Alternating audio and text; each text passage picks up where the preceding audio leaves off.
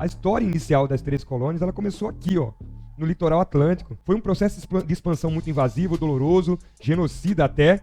Cara, parece as fronteiras estabelecidas durante o neocolonialismo, que provocam conflitos, que não respeitam os povos locais. Uma dessas teses é a de que os Estados Unidos da América foram escolhidos por Deus para conquistar todas as terras que ligavam o Oceano Atlântico ao Oceano Pacífico. A teoria do destino manifesto. Olha esse quadro. A Colômbia, ela sobrevoa o território partindo das 13 colônias em direção ao oeste. Atrás dela, perceba que tudo vai ganhando um tom mais claro, ela vai trazendo a luz. E à frente dela, ela vai enfrentando o quê? Um tom mais escuro, a escuridão. Ao norte, você encontra justamente o quê? Locomotivas, postes com fios para telégrafos, comunicação. É a segunda revolução industrial acontecendo ao norte. E ao sul, os camponeses também migrando, os índios fugindo, os animais selvagens, eles estão dentro da parte mais escura do quadro e estão sendo afugentados pela luz. No braço dela tem tipo um caderno escolar, representando a educação desse estadunidense que vai levando seus valores por uma missão divina. Curiosamente, não é uma bíblia, é um caderno mesmo. Olha o discurso, por exemplo, de lançamento da campanha em 2012 de Mitt Romney. Concorreu contra Obama e perdeu. Foi no momento em que Obama foi reeleito. Deus não criou este país para que fosse uma nação de seguidores. Os Estados Unidos não estão destinados a ser apenas um dos poderes, dos vários poderes globais em equilíbrio. Os Estados Unidos devem conduzir o mundo ou outros o farão. A segunda teoria foi a doutrina Monroe, criada em 1823 pelo então presidente do país, James Monroe. Ela acontece no contexto de crise do sistema colonial.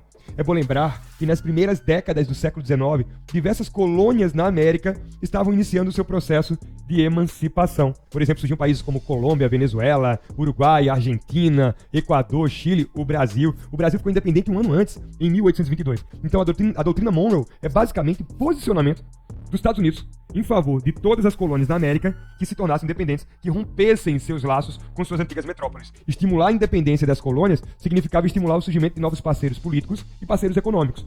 E aí o presidente James Monroe vai simbolizar a sua posição, a sua tese diplomática com a frase América para os americanos. Europeus, não mais colonizem a América.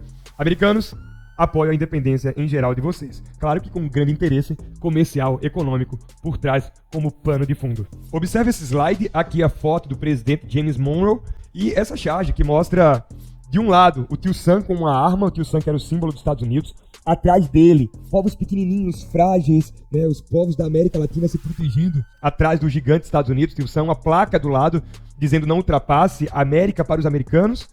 Entre a América e a Europa, um córrego, e do outro lado do Atlântico, os europeus, John Bull, que é esse burguês de cartola, que é um mascote da Inglaterra, e atrás dele as nobrezas europeias. Em 1845 surgiu a terceira teoria, a teoria do corolário Polk, que foi criada pelo presidente John Knox Polk. Qualquer território da América que queira fazer parte dos Estados Unidos voluntariamente será aceito. Tivemos dois casos, claro, com muitas particularidades, mas, por exemplo, o Havaí no século XIX era uma monarquia, tá?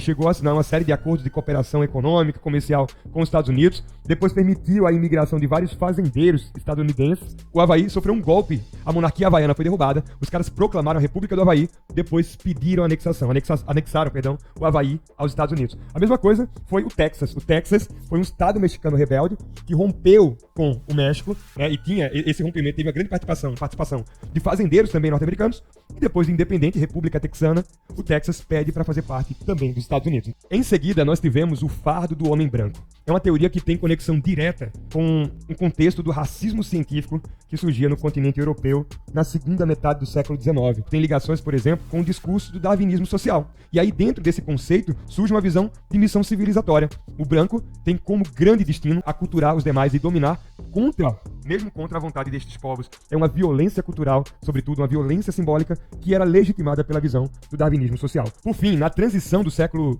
XIX para o século XX, o Big Stick era a nova postura dos Estados Unidos com relação aos países, sobretudo da América Central e América do Sul. Para os nossos aliados, boas relações e a lei. Mas para aqueles que se colocarem contra os interesses estadunidenses, restará a invasão, a intervenção militar norte-americana, a intimidação. Tem uma série de metáforas, cartoons dessa época que representam os Estados Unidos como a polícia agora da América. O poder de invadir, o poder de prender, o poder de interferir.